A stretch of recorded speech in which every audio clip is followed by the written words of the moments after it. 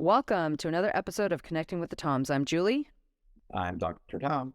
And today we're going to dive into the world of headaches, but more specifically, because headaches, could be 1,001 reasons why you have headaches. We'll touch upon migraines as well. But Dad, do you want to get us started with what your take is on what's happening in the body when we struggle with a headache? You know, the most common thing that I've said in seminars, when somebody has a headache, what do you do? And invariably they'll say, I take something. I take Tylenol, I take Advil, take acetaminophen, etc. I say, and what happens? Well, I don't feel the headache. Well, so do you think your headache was due to a Tylenol deficiency or an Advil deficiency or whatever? No. Well, so what you did is you didn't really treat the headache. You just treated the symptom of the headache. So, what we're more interested in, what we'll talk about today is, what are some of the types of things you would want to consider when having a headache.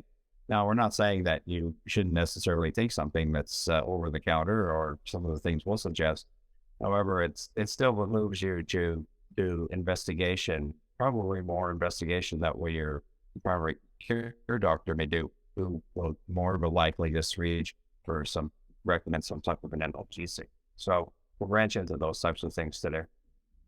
Okay. So you want to dive into the different types of headaches people can experience? Long. First of all, you can divide headaches into what's called vascular headaches or non-vascular headaches. So, typically we think of a migraine headache, of which you have several. You have classic migraines, common migraines, complicated migraines, cluster headaches, you have high blood pressure headaches, you have exertional headaches, you have hangover headaches, you have toxicity and drug headaches, vascular disease headaches. Those are just in that aspect. But then you get the so-called non-vascular that people probably complain about a lot when they come in. Oh, I have a headache, which are tension headaches. Often related from the neck, from the shoulders, from the back. They didn't sleep right, or at least, their head is in a different position. There's, unfortunately, things like tumors in your head can cause headaches, chronic sinus infections, dental, some problems with your cavity or your teeth. Right. TMJ headaches, middle ear infection. So it's lengthy. Okay. It's a rabbit hole. So if you're someone that struggles with headaches and you just take a Tylenol, it's like there's, you really need to understand, where's your headache coming from, and just taking a Tylenol, I know, is something that you don't recommend because it's like you don't have a Advil or Tylenol deficiency. So how does someone start by addressing their headaches? Like, where do you recommend somebody I get headaches every so often, or I have a client that says, I do struggle with migraines every so often. When I'm really stressed out, it gets triggered. What do you suggest to someone to help start managing their headaches? What would be like step one? I think the step one is going back to what all our previous podcasts have talked about, which are looking at what are you doing on an everyday basis for yourself, or what may have you not been doing on an everyday basis. So the number one thing that you have to look at is hydration. People get dehydrated. It's a very common trigger. When did you last eat? Blood sugar is definitely another very common one. And in fact, fluid status, hydration status, and blood sugar status are probably two of the more common ones. And then not necessarily, but a common trigger of migraines that we'll talk more about is, of course, hormones. So we start looking at trying to find, if somebody has recurrent headaches or frequent headaches, I think it's important that they start journaling. They start literally running them on the calendar and saying, what time of day do you get them? Do you get them? Does it wake you up in the morning? Or in the afternoon? What is there a time of day that you tend to get it? And you can't just say, oh, I've had 2 headaches. So you have to journal this maybe for 30 days or 3 months. So the first place to start is journal. And then you take that to your physician and say, these are the types of things that I see. when I tend to get the headache. And sometimes you can figure it out yourself or get a sense of what it is, and your doctor can help you also try to sort some of that stuff out. Obviously, a full comprehensive evaluation that involves everything that a doctor would look at, from your blood test. In serious cases, they may even take an image of your head to see if there's, potentially some type of a mass or that's going on. But that's we're not talking about everyday headaches. Although migraine headaches, that's commonly something that ultimately gets done. So look at the periodicity is really the first thing that somebody should get. It's, did you sleep last night? Did you not sleep? Did you drink alcohol? What did you eat?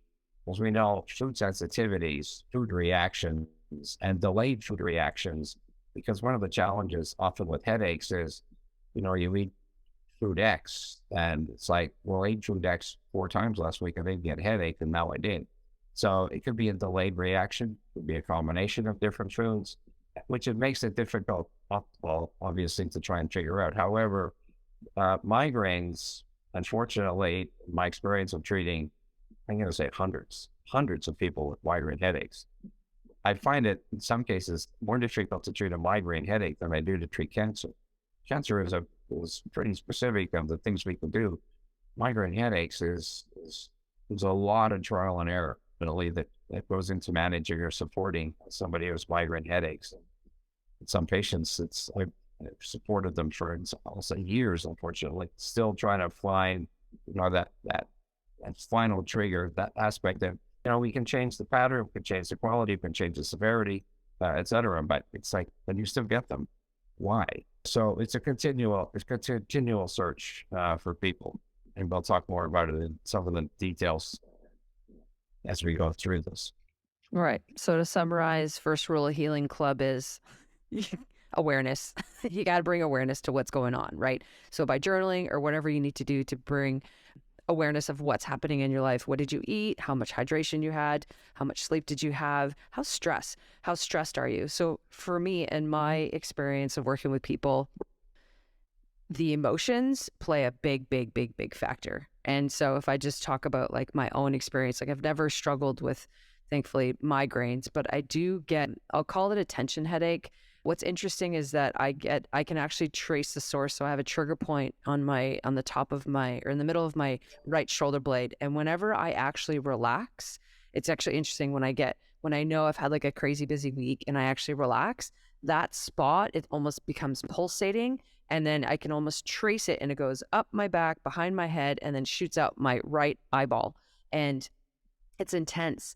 And so in the past, I've learned to address it with pressure. So what I've learned is to work with headaches and migraines per se, it's usually sensory. You have to go sensory because that's, when we speak to the nervous system, it's very much reliant on sensory input. For instance, a lot of people with migraines, they have to go in total darkness. They have to go lay down, no movement. So if you look at the things that you do to actually help you when you're in a headache, like a lot of times, like your head's pounding, you don't want to move. So your vestibular system saying, hey, I don't feel safe. So anyway, so what I used to do is do a trigger point and slow down my breathing. So a lot of people with migraines, again, they focus on their breathing, slow things down, try to manage the stress. But what I also learned through my neurology course is your eyes. Your eyes are the window to your brain. And many times, depending on what's going on with your head, a headache, it means there's something in your brain that doesn't feel safe. So it's like, okay, so if you're going to be journaling, ask yourself, why doesn't my body feel safe right now? So if you start asking yourself that on a more regular basis, you might have more information than just, I ate something bad, right? So it's just, there's other pieces of the puzzle just to look at it. So that's been my experience. And also, so now instead of just like laying on a ball and rolling at the trigger point and breathing, I actually apply neurology. So I do eye drills, and it's magical because as soon as I do it, I calm my nervous system and the pain goes away. It's like, if I didn't experience it, I wouldn't tell you about it, but it's something that I've experienced. So Dad, once you have awareness, what would be the second thing that you would suggest somebody do then? Once you're aware of, we'll say, the trigger that's associated with, a headache, general, or migraine more specifically, obviously then it behooves you to continue to search for solution to try and minimize whatever that trigger. And unfortunately, it's usually not a single thing. If it's a single thing, it's pretty easy, because let's say it's a direct food sensitivity. Some people will say, if I, eat chocolate, I get a headache, I get a migraine, or I drink red wine with sulfites, I get a headache. So, well, unfortunately, you won't be able to drink wine if you don't want a headache, that type thing. So, but it's never, the patients who I end up saying it's never that easy, because that part they figured out. So it's like, well, I'll drink red wine or I get a headache. So it's pretty straightforward. They're generally much more complicated for doing that. So once we have the awareness, that we follow through with that type of thing.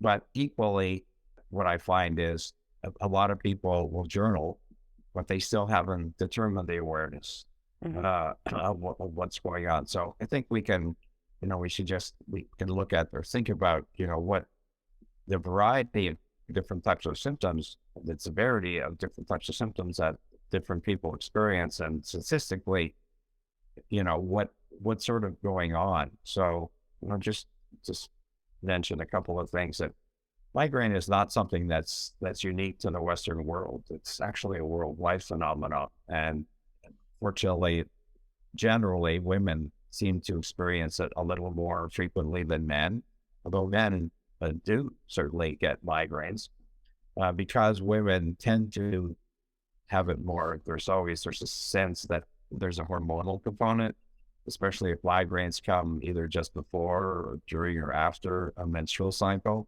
or maybe an ovulation. And so, as the hormones are changing, we can assume that there's a hormonal component in that particular individual for what's going on. Statistically, about 1 in 5 people in the world actually experience something that's called a migraine. And there's a couple of simple questions that you can ask somebody to say, or they can ask themselves: is what I'm experiencing a migraine, or is it something different? For is it just a headache, or is this a migraine headache? Ultimately, that I'm experiencing. So there's 3 simple questions that you can ask yourself. Does the headache that you have limit your activities for a day or more in the last 3 months? That's the first question. Are you nauseated or sick to your stomach when you have a headache? And does light bother you when you have a headache? And that, surprisingly, those 3 questions, if they're all positive, was about a 90% accuracy in detecting whether somebody has a migraine or not. So if it's not that, then you have a headache. If you don't have those 3 things, then one of the first things we talk about. It's one of the other types of headaches, ultimately, that you are ultimately experiencing. So, you look at seasons, you look at hormones, you look at food, and which is why often people will journal just one thing, because they'll say, "What do I journal?" When you want me to journal, I say, unfortunately, you have to journal everything. You have to journal the time of day that you get it, how you slept, what you ate, what you drank, what your activity was, what your stress level was, where are you in your menstrual cycle, et cetera, et cetera. And so the combination of those things, hopefully, will at least put you in the ballpark, so we get a sense of ultimately maybe causing it. And what's unfortunate is, despite the worldwide frequency of migraines and a lot of research that's gone into it, research unfortunately is mostly focused on pharmaceutical medication, as opposed to trying to understand what's going on, because we do have theories that have been proposed. One, this whole idea of vasomotor, the dilation of the vessels. Some people that they found, there's a platelet problem, and they clot, and for some reason, for some people it's a neuronal thing. For some people it's a serotonin level. But then they say, well, nobody fits not everybody fits into one of those. So they say, well, it's all of the above. So in other words, we don't know, which is why I said a minute ago that it can be very frustrating and very complicated to try and sort it out. However, that does not mean we can't help them. A variety of things that they can do for themselves. To recap, when we're journaling and we're trying to bring awareness, we should look at the physical, what's going on physically in our bodies, mentally, what's going on, emotionally, what's going on, spiritually, what's going on. So, the socially, what's going on. So really addressing all the pieces of life, and your environment matters. So just something to explore there. Once I've done that though, it's like, okay, like you talked about, there are some ways to start healing. So let's say, yeah, it is hormonal. I mean, it's hard to say, like, give you like, okay, if you have migraines, do this. Like most of the time, you know what you need to do because you experiencing, all right? Like, you got to go, like, if you said yes to those 3 questions, then you got to go in a dark room and, put some pressure on your head is what I hear a lot of people do. They'll put pressure on their eyeballs. So the thing for me, when I look at what people do when they are suffering from a headache, versus a migraine, it's all sensory. They're going back to, there's no language that needs to be said here. It's like, I feel this. So when you feel something, what's your sensory hierarchy when you have a migraine? And that's when I talk about emotions, it's a big piece of the puzzle. And many of us don't speak or understand the emotional language of our bodies. So your migraine's trying to do it for you, right? At the end of the day, it's your body trying to speak to you. What would you say in terms, like for me, it's like, okay, once you have that awareness, what sensory input do you need to do to help you support yourself would be the next step. But for you, Dad, without going into pharmacology and whatnot, what do you suggest people do to help support themselves? What patients will say many times, they will obviously try things. Sometimes they try an over-the-counter medication and if I say doesn't work. And if it improves, then we try and understand the physiology of, well, what happened? Like if Tylenol works or, Advil works or, acetaminophen works, whatever it is that somebody's using. Well, what's happening? Like, why does it work? How does it impact the body? And so then unfortunately, when you do some research into what it is, you say, well, we don't know why that medication works. It's like, well, that doesn't help us per se. But in many cases, there is a known understanding. So if that's the case, then we can actually utilize natural substances. For example, Imitrex has been around to treat migraines initially as an injection. And it would definitely help. And it's like, wow, if Imitrex works, we know that the use of 5-HTP as a supplement actually will probably work too. And if they take that routinely, especially if there's whether it's anxiety or some other type of nervous system issue, 5-HTP can be a pretty useful supplement for an individual. General. And so there are a whole variety of supportive things. I said a little while ago, there's the aspect of trial and error. I'll just sort of list some of the common ones. I'm not suggesting that you should go out and be trying all these types of things, but I can tell you that with a mix and match of what I've used with these hundreds of patients, trying to find the best combinations. But, if you're going to take, a one thing, one supplement, then I don't think, without any doubt, magnesium is probably the most effective potential single remedy that could benefit somebody who has chronic headaches, also chronic migraines. And in fact, with magnesium, in some cases, somebody with an acute migraine may benefit from simply doing, if they can get to it for their physician who does IV therapy, to do an IV magnesium drip, which will often abort it. Some people will find that if they go to the chiropractor during it, if they get there and have their neck adjusted, that aborts it immediately.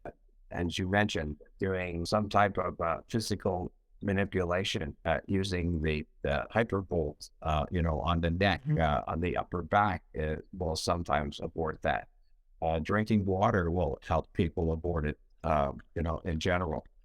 So there's those types of things too, but there's also things that have been shown to be pretty effective, and certainly a number of my patients will use them on an ongoing basis. Includes things like this fish oil, essential fatty acids, omega-3 fatty acids, have been shown to be helpful, and a high dose of riboflavin, which is vitamin B2, which much you're not going to find that in just a regular vitamin B complex, but you would have to take vitamin B complex and additional riboflavin. But for some people, that's particularly helpful, as is vitamin B6. So, some of the B vitamins, B complex, additional B6, additional B2, sometimes additional B3, which is niacin. So, I mean, we see that vitamin B, the vitamin B complex, has a good understanding for a number of people, which is why taking B vitamins on just a generic basis is probably not a bad idea for most of us. And then there's specifics. It's an allergy headache, you're taking vitamin C, or has quercetin, one of the bioflavonoids, coenzyme Q10.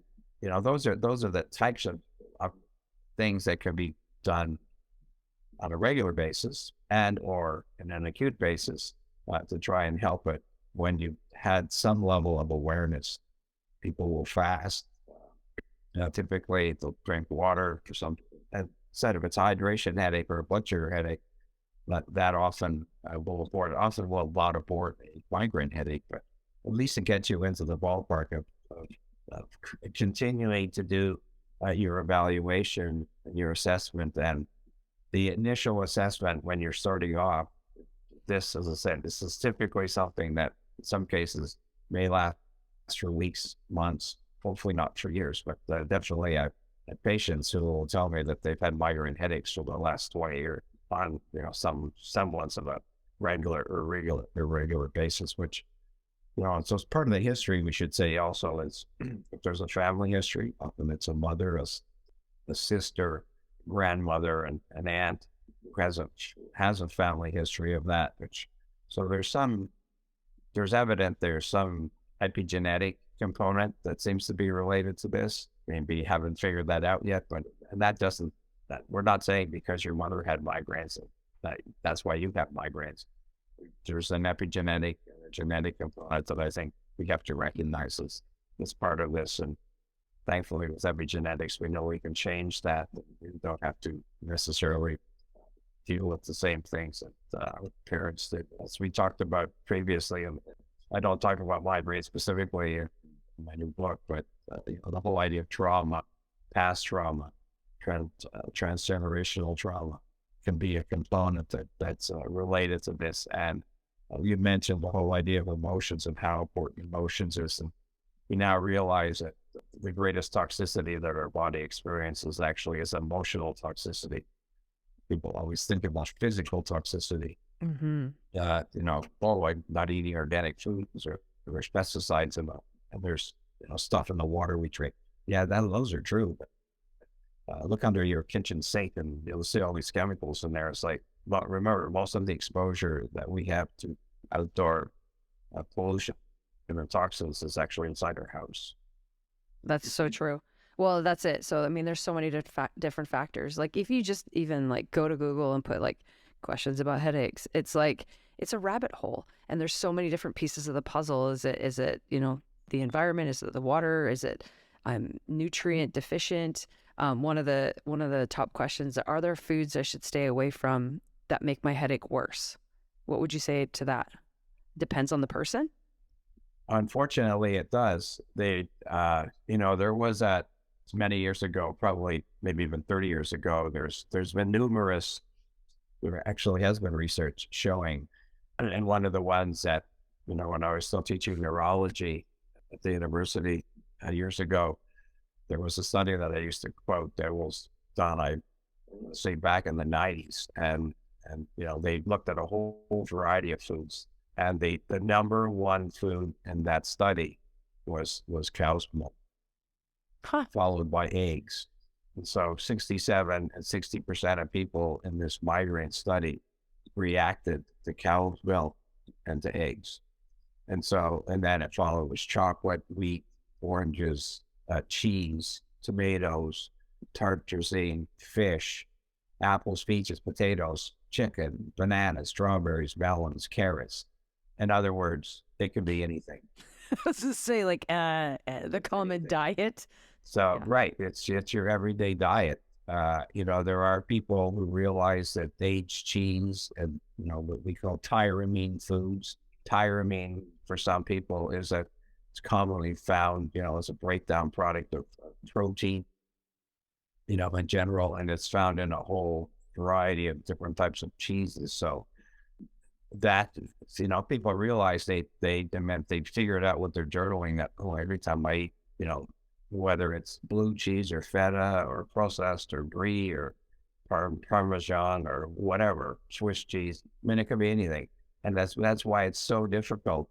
So obviously it may behoove you to find or ask your doctor to do a food sensitivity test. Migraines is a common thing. At least checking to get the obvious ones out of the way, doing which is a blood test. Generally, we suggest not necessarily an IgE, which is what we call immediate food sensitivity, but rather an IgG food sensitivity, which is more delayed the food sensitivities. Because usually if you have an IgE reaction, you don't need a test. So you eat strawberries, No, your lips swell up, or, yeah. you have a very serious reaction. You get hives every time you eat food X. Like, that's an IgE reaction. Often with food sensitivity, doesn't show up, may not show up for 3 or 4 days in general, and only in combination with things. So you look at the diet, and perhaps necessarily you may need, as I said, a food sensitivity. So, you start with we say there's, the big nine, or the big, which is basically the fruits that I listed, dairy and wheat products, nuts, soy, are all part of that. But you don't just want to eliminate everything in your diet, because then you'll never know, sort of what's Yep. going on. So having some guidance may be helpful in general, food-wise, to start as a starting point. Yeah, like, so for instance, don't just go do like a full gut reset, because then you'll never know what was the trigger. So, it's like one food at a time. If you know that you eat a lot of cheese, we'll start with cheese. Just remove that and see if that makes a difference for you. And, be your own health investigator. Another question that came up is, can headaches go away naturally? Well, we know of migraines that often in a woman, if she has them during her menstrual cycle, when she becomes menopausal, she doesn't have headaches anymore, which is more, credence to the idea that somehow hormones are a factor in that.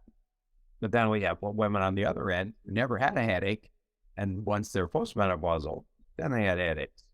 So, so it's a mix and a match. I do believe that there is a hormonal component in chronic recurrent migraines in most of the patients that I see. So obviously in those women, we will actually look at their hormones. Right now we do a Dutch test, which is basically a urine test. That's, you pee on a strip 4 different times, and that they can track your hormones over basically a 24-hour period, which is generally, in my opinion, a more accurate way of looking at a woman's hormones versus just going to your doctor and having a blood test at some time of the day. Because what we know with hormones is that there's a circadian rhythm. Some are high in the morning, some are high in the mid-afternoon, some are high at night. Depending on the time when you do it, that may not be it. And there's such a wide reference range for progesterone and estrogen and testosterone that actually seeing it over the period of a day gives you a much. I mean, that would be an addition of the woman's journaling with the calendar and her menstrual cycle. Should you go to sleep with a headache? Ideally, for sometimes with migraines, that's what, what's interesting. Another thing about migraines, it's very often some type of a discharge actually is helpful. So women or men who have a migraine and during it know that if they throw up, that will abort the headache. Or if it's related to the menstrual cycle just before, especially when they start bleeding, the headache stops. So so a discharge is something. So you'd say, well, those people may benefit from doing sauna, having a sauna. or doing an activity which they don't feel like doing because they feel so terrible, because as you said, we're in a dark room often, they close their eyes. They don't want anybody to talk to them. They don't want the hidden distance of their cell phone ring or anything like that. And so for those people, some people, they'll sleep it off. And it seems that once they wake up, it's fine. But then other people will have a migraine for 3 days, and no matter how much they do, they don't abort it, and it just seems to go away. So your question, should you go to sleep with a headache? If you evaluated that you're not dehydrated, you probably don't have low blood sugar, and there's some issue like that, then that's one of the things that actually will help people actually get through the headache, is to sleep it off, so to speak. So it depends on the person. Unfortunately, all this depends. All of it depends. We need more information. So it all depends. right. Yeah. But okay, can you answer this? So when should I be worried about a headache, or when should it, is there a type of headache that's an actual emergency and I should go get help, like ASAP? Absolutely. There is a reality that I think is important. And so, we call these the red flags, so to speak, of headaches. And so the red flags are never having a headache and then starting to get headaches, we'll say after about age 40. That's like, oh, you haven't had headaches before, especially these severe headaches. Headaches that are increasing in frequency. Oh, I used to get a migraine 3 times a year. Now I get it, twice a week type thing. And so headaches that you're fine and then it comes on suddenly. It's like, wow, I was fine 2 minutes ago and now I have this severe headache. Those are often signs of, could be a stroke, some form of a vascular bleed, etc. Any type of a recent head injury, trauma, traumatic brain injury, we'll say, is cause for concern. And somebody who has a history of HIV or of cancer, their sudden onset of headaches can also be a foreboding sign. So, we look at those as a potential very serious complication, and shouldn't be, I'll see if the Advil or Tylenol will work. Those are ones that no, those probably need some immediate intervention and should warrant a call to your physician or to his nurse and explain the situation, because those are telltale signs that we need to be mindful of something that's going on. And and other types of things are, some type of, somebody is aware that they're having an infection much different than any other type of infection. Specifically meningitis is obviously a very, very severe infection that affects the brain. Life-threatening. It can be life-threatening very quickly. So, those are require much more intervention, much sooner. Just don't wait and see, having a stroke, because the sooner somebody has a stroke, as far as intervention is concerned, the more likely they can have 100% full recovery. Delaying it can be unfortunately catastrophic, as far as require soon, if not immediate care physician. Do you have any quick tips on what someone can do when they start getting a headache or a migraine? So other than hydrate, dim the lights, hot cold therapy, practice some deep breathing, basically do all the treatment guidelines, nebulize. I mean, as you said, breathing, you talked about hydration, you talked about foot bath. Sometimes we'll have people put a cold compress on their neck or their forehead and stick their feet in hot water. Sometimes it's the reverse. They put their feet in cold water and put heat to their head. That becomes sort of an individual thing. Having an enema or doing a sitz bath. Sometimes will definitely people. Obviously, basic treatment guidelines says castor oil packs. And for some people, instead of doing a castor oil pack, you do a vinegar pack on your abdomen, not on your head, per se. Because a lot of people, because a lot of times there's a GI aspect that's underlying this, and so improving the GI, which is why an enema sometimes will help, or taking something, high dose of magnesium may actually cause a loosening of the bowels. So that type of thing, or as I said, if you have a partner who could do a massage, some type of trigger point work, neck and shoulders is sort of common from that's the type of at-home therapy, Yes. that people should definitely try, because they may find that, heck, that works really well. And so when they journal, they start to get a sense, if they get an aura before their migraine, which means they see flashing lights, or there's, something's changing sensory wise, then their experience is that, 30 or 40 minutes later, they're going to have a headache. Just the aspect also, just to make note, not everybody, you can actually have a headache, or excuse me, a migraine without head pain, which sounds curious. You see it more often in children. I've had several children who get what we call abdominal migraines. They have every symptom that you could talk about, the same triggers, same problems, except they don't have head pain. All their pain goes into their digestive system, per se. So and I've only had 2 women in my entire 15-plus-year career. Their headache was in their uterus, and it wasn't around their menses. It was actually severe discomfort in their uterus that everybody else, dysmenorrhea, it's endometriosis, it's infertility, yada, yada. No, it was a uterine migraine, an abdominal migraine. They don't get any head pain, but they had all the other triggers that are associated. So there is such a thing. You can look it up in the medical books. It's a real thing. It's not just made up. And so, once again, these are unusual, strange, rare, but do occur in general.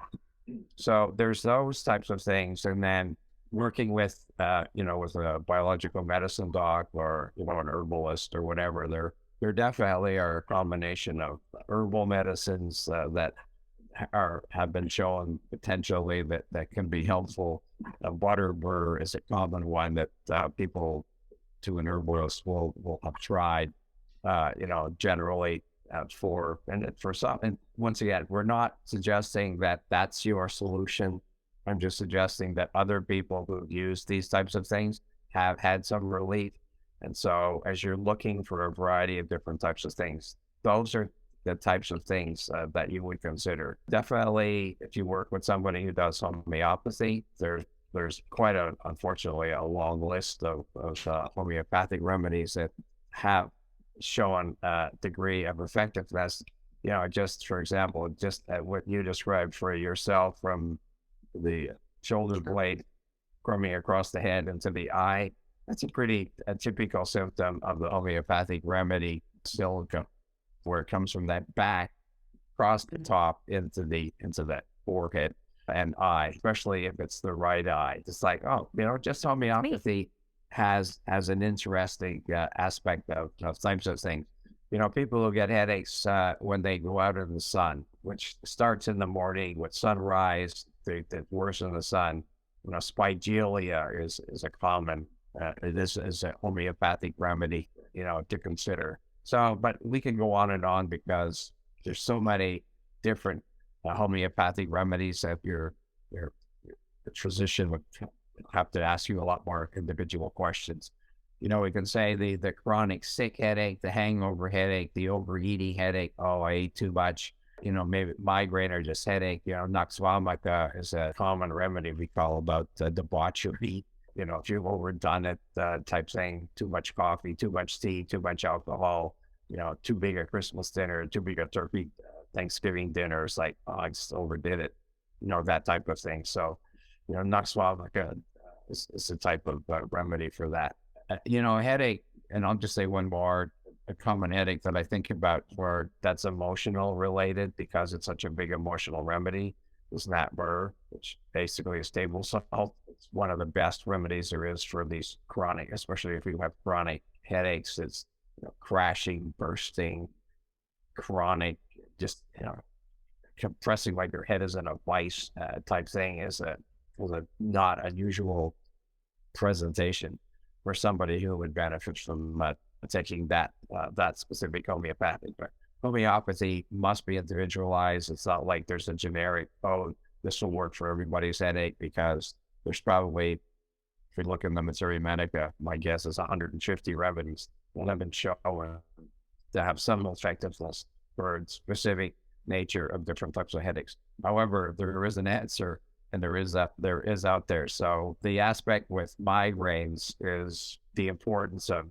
stay with it, stay working on it, stay focusing with it, to find the solution that will most benefit you individually. So don't give up. You're not alone. Don't give up.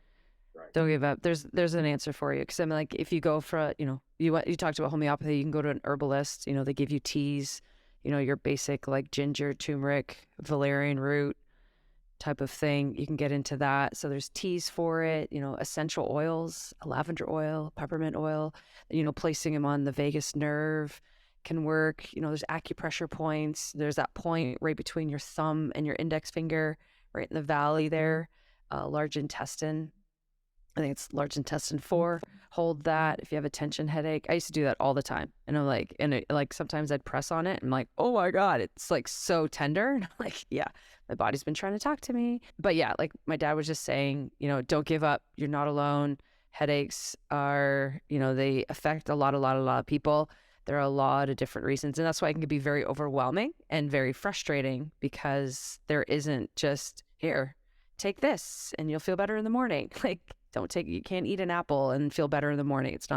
Doesn't work that way for this one. So is there anything else that you want to touch on, Dad, before we close off this podcast? Yeah, I think something that's very important, I hope everybody pays attention to this. And that is, which for many people will be, I hope, a little distressing. When I heard it myself, just recently, it was a little distressing. And that's the overprescription and overuse of the everyday product called acetaminophen, called Tylenol.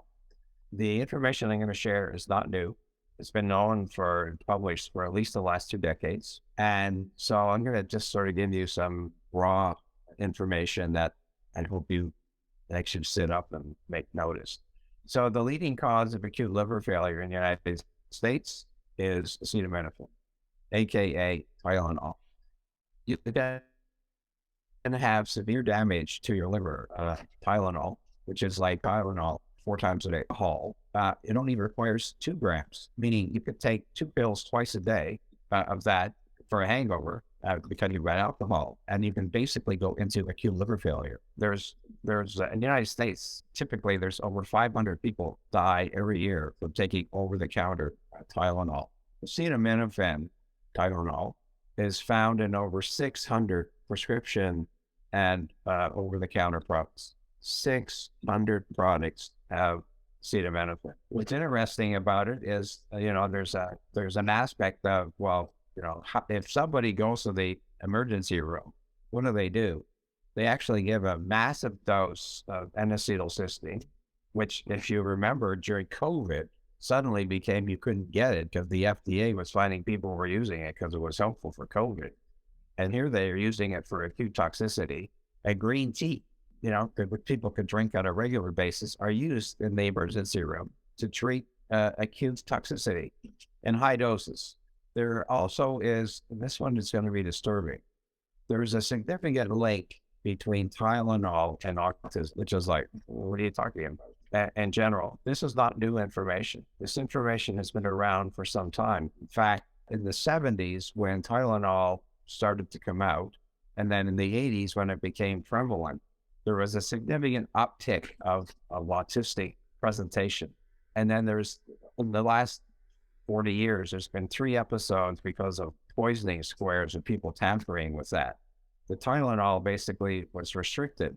At the same time, there was 3 downticks in the number of autistic cases. Is it coincidence? Maybe. There was a study done and just published in October of last year, so a few months ago, where they found, where they were doing sort of combination studies and looking at previous studies that have been published, that it's very typical for when they interviewed parents of children who had autism. And, for years, you've heard people talking about MMRs, the measles, mumps, rubella, given at 18 months, and people would say, oh, that's the cause.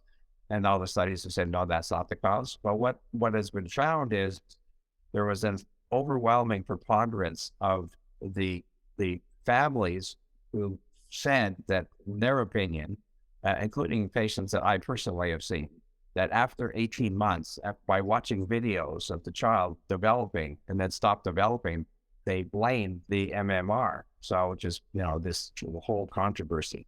However, what they found is there's a preponderance that children who are susceptible to autism have what's the way that the body breaks down Tylenol, acetaminophen, is what we call sulfate conjugation, which is a liver function. And it just so happens that when you test autistic children, they have a problem epigenetically in sulfate conjugation, so they don't break it down. So unfortunately, often, the doctor says, oh, after the vaccine, go home and give your child Tylenol. That's what the problem is. It's the Tylenol more than the vaccine. So we're saying you should never, ever, ever, ever, ever, ever give Tylenol to a kid. That's a strong statement. And we just heard recently with the RSV, with flu and COVID, there was a hue and cry, oh my God, we're out of children's Tylenol. There's no manufacturing, we can't get it. And I said, and we should have worshiped it because parents were doing things that were a problem. And so in addition to that, what ultimately has happened and what has been found is that there's a dramatic effect on neural development in the brain.